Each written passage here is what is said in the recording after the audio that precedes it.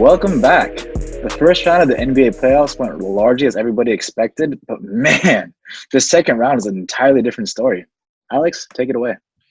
Yeah, James, I'm going to throw this right back at you because during the last podcast, I asked you the Bucks were down 1-0 in that series, and I said, "Hey, James, are you worried about the Bucks?" And you gave me a big fat, "No, I'm not worried. They'll be fine." Update: they're not fine. I'm worried. They're out of the playoffs. They You are. should be worried. Yeah, they are out of the playoffs. They lost Game 5 to the Miami Heat earlier this evening, 103-94. Giannis Antetokounmpo did not play in this game. He twisted his ankle technically in Game 3 and then played part of the way through Game 4. Did have to come out of that game. Chris Middleton took over, and the Bucks did win Game 4 in OT. And then Miami just took it to the Bucks today. Middleton just got swallowed up by that Miami Heat defense that I talked about at the end of the last podcast. But James, so I can't really ask what do you think about, or you definitely go over the series, tell me what you think, and then tell me what do you think the Bucks need to do moving forward into this offseason. So I think the Bucks' biggest weaknesses got exposed this series, obviously because they lost. But they have an extreme reliance on Giannis and his play. When Giannis plays well, they do well. When Giannis has an off series like he did, they shit the bed. And so I think when he went out and got injured in game number 4, when they won, I think it was a good learning environment for everybody else on the team. They need to learn how to play without Giannis running the point. Like, we got to play how the Heat play. The Heat spread the ball around. They do well. They play as a team. The Bucks didn't really have that. They relied on 2 players the entire season and the first round of the playoffs. And then when one of those star players went out, probably the best player in the NBA right now, or had a shitty game, they did not do well. They need to learn how to play without Giannis. And I think they showed flashes of that too in Game 5 that they just lost. They showed flashes, but then they just got too tired because they lost confidence. It's a big confidence game right now. If they can learn how to play well without Giannis and then implement all the stuff they've learned when Giannis comes back next season, they're going to be a team. They're going to be a scary team, man, all the way through. I think one of the biggest mistakes they did, though, this last offseason is they let Malcolm Brogdon go. Eric Bledsoe is a great player overall, but Malcolm Brogdon is younger and would have done better in that scenario over Eric Bledsoe. For the offseason, this coming offseason, I think they need to find a way to get some leadership other than Giannis on the team. I hear a lot of whispers right now, some rumors that Chris Paul is being shopped like he was last season. And Billy Donovan's out as the coach of the Thunder as of, 2 hours ago. And so there is a good chance that Chris Paul is gone too. And if Chris Paul is gone, you got to find a way to make a trade to get Chris Paul. Because Chris Paul, with that leadership in the Bucks and Giannis and Chris Middleton and Brook Lopez, they can play without Giannis at that point. So I think that's the biggest thing. And like one of the things too is that the Bucks have 0 salary cap right now. Dump some contracts that don't work for you. Eric Bledsoe's owed $16 million. Figure out a way to get rid of that. Get Chris Paul in there, and then you got a championship caliber team. That would be a huge shakeup in the NBA landscape for sure if Chris Paul, after bringing the Thunder into the playoffs out of nowhere, and then they just shop him to the Bucks. That would be crazy. I can't envision that happening, but you never know. But you're 100% right about Malcolm Brogdon. The Bucks need a third scorer who can get shots off himself. That was the problem when Giannis is out. The whole offense has to run through Chris Middleton because there's no one else on that team that can get shots up for themselves. Moving forward, the Miami Heat, I think, look nasty. They look deep. Their defense is looking really strong. Jimmy Butler is possibly one of the most tenacious players in this league, and it'll be really interesting to see now they get a little bit of rest, and then they will face whoever comes out of that Celtics-Raptors series that we'll talk about in a little bit. Moving on, though, we're going to the Lake Show. Since the last podcast, they played 3 games. So the Rockets did win that Game 7 we talked about last week against the Thunder. The Lakers then lost Game 1 to the Rockets. And they looked awful. James Harden mentioned that it's everyone who has heart is going to win those games. I think the Lakers took that to heart. They came back and won Game 2 and Game 3. The dynamic duo of LeBron James and Anthony Davis scored a combined total of 62 points in today's win, and Rajon Rondo dropped 21. What is the importance for the Lakers with Rondo coming back? Yeah, that first game, Rondo coming back looked pretty rusty. I think he was a large part in why the Lakers lost the game. He had a lot of turnovers. I think turnovers was a big key in that Houston win in game one, especially with the points off turnovers. Houston got 27 points off turnovers. Lakers only got 12. But since then, in game 2 and 3, Rondo's been looking incredible. He said that he dropped 21 tonight. In game 2, he had 10 points, 9 assists. He also had a plus 28 rating when he was on the floor in game 2. So Rondo was looking really good. He had a lot of huge threes in that fourth quarter today. So if we can get some playoff Rondo going with this Lakers squad to add with that AD and LeBron duo, I mean, that's going to be huge for the Lakers going forward. I always knew that getting Rondo back was going to be huge for this Lakers team. I think he has a ton of playoff experience, and if he's playing at his top game, this is a hard Lakers team to beat. Yeah, definitely. Shout out to LeBron with this win tonight. He is now the all-time playoff winningest player, I guess. He's won the most playoff games of all time. Helps when you go to 8 finals in a row. Those add up real quick.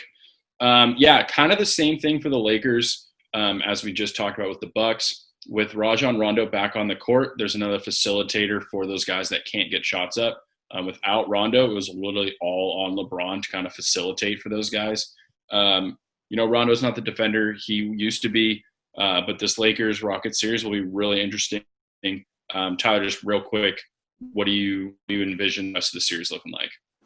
Yeah, it's kind of playing a lot like the last series against the Trailblazers. After game 1, I was a little bit worried and like, I don't know, all those, doubts that creep in your mind, every little bad thought, comes in, but then these last 2 games, they've made the adjustment and stepped up and played very, very well. I think in both game 2 and 3, the games were really close. The Lakers were either losing or only winning by a little bit.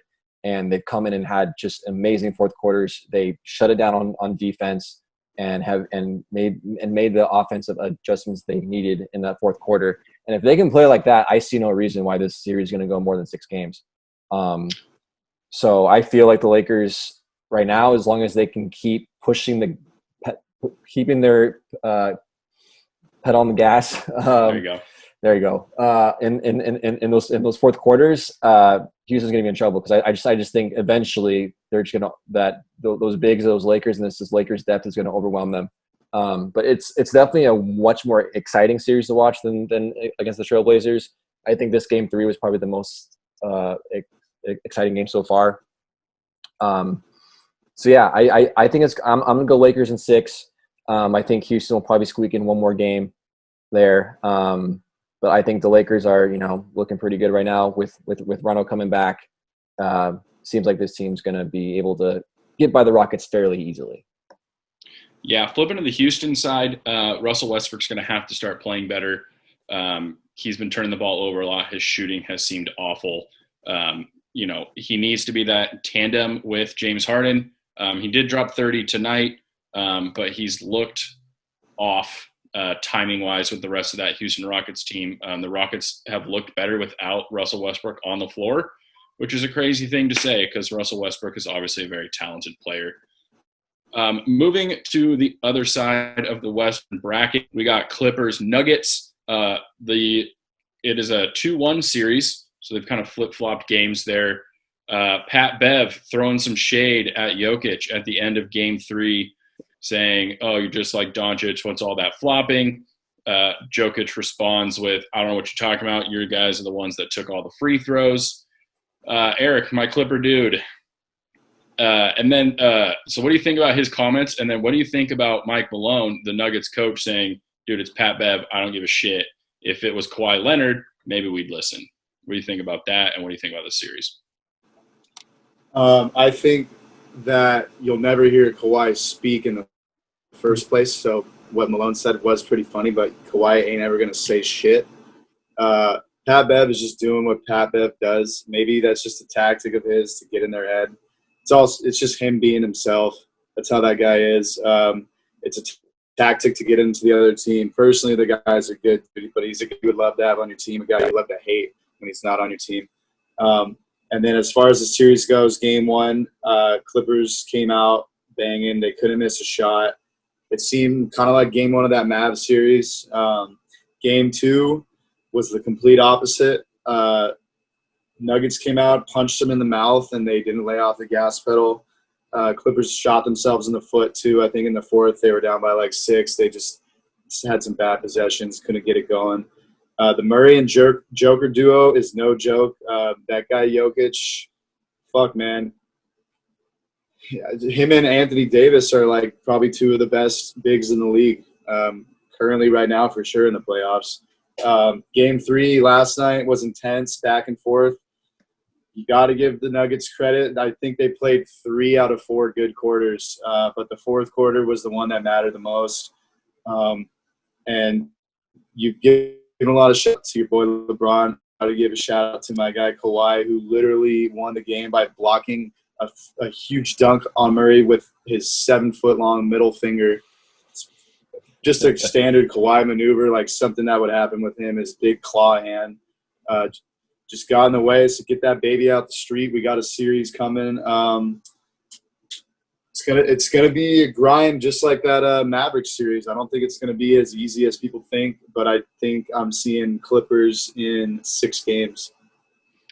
Yeah, that block was pretty amazing. I don't know how Kawhi's finger didn't just snap all the way back. That's some crazy finger strength right there.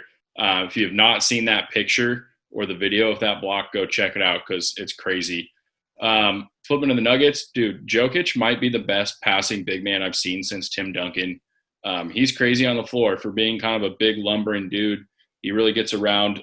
He sees the floor like not many other big men do in this landscape of the NBA anymore. I think I agree with you. I think this is going to be a much tougher series for the Clippers than maybe people expect. I could see it going 7 games, but I do expect the Clippers to come out of it. Traden, finishing up with you.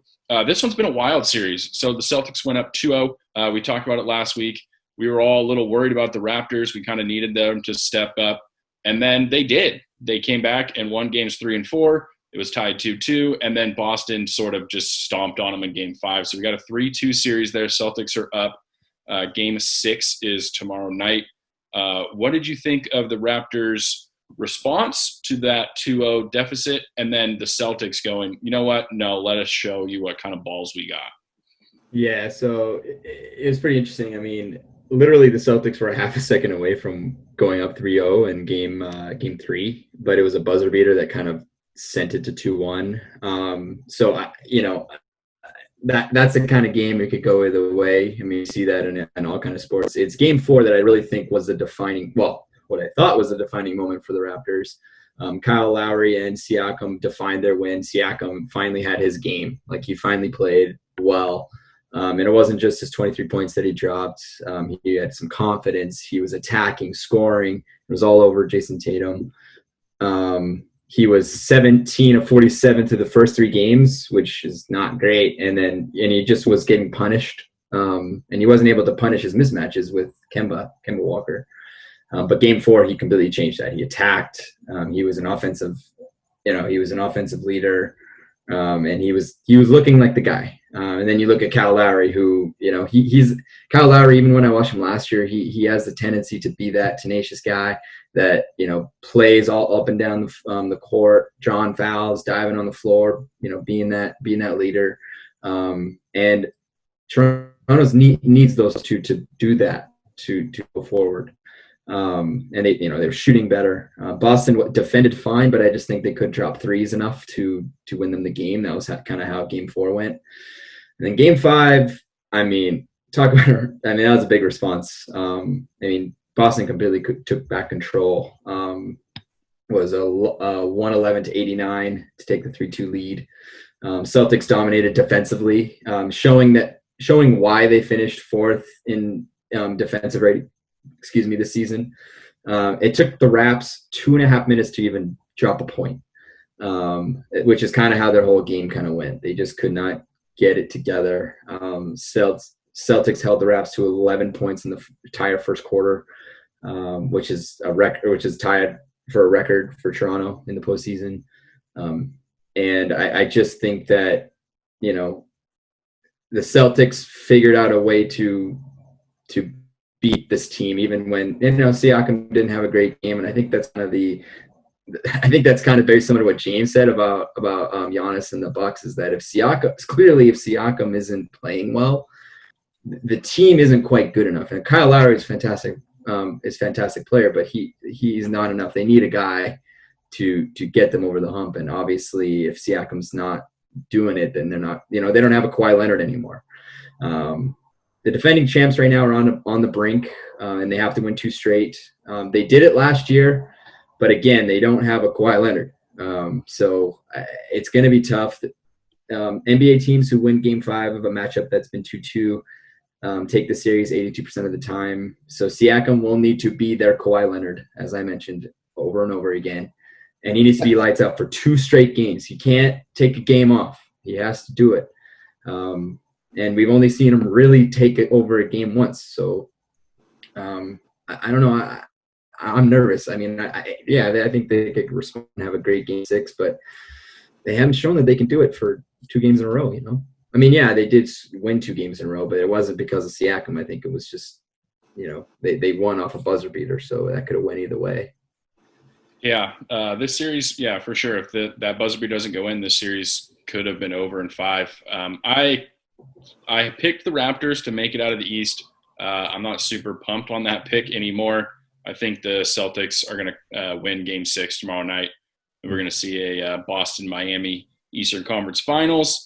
And I think most of us would agree that we're going to see the 2 LA teams in the Western Conference Finals. But they've, those series have got a long ways to go, so anything could happen. The NBA playoffs are getting down to the wire. The NHL players get down to the wire. Pretty soon we got football back, so it's interesting sports times for sure. Yeah. That's all I got, though, James. Thanks, Alex.